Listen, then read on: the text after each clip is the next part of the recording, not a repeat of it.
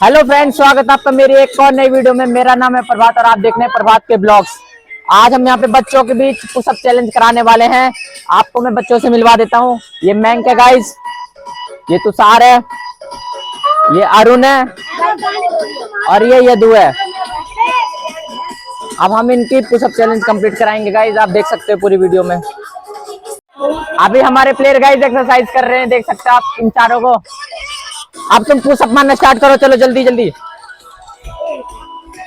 1 2, जो सबसे लास्ट तक रहेगा वो जीतेगा। गाइस कोको, स्वाति कोको को पकड़ ले। ये यहाँ पे कुछ और हो गया है। बच्चे ने पुशअप लगाना स्टार्ट करा, लगाओ पुशअप लगाओ। 1 2। ये देखिए गाइस कोको क्या कर रही है बीच में।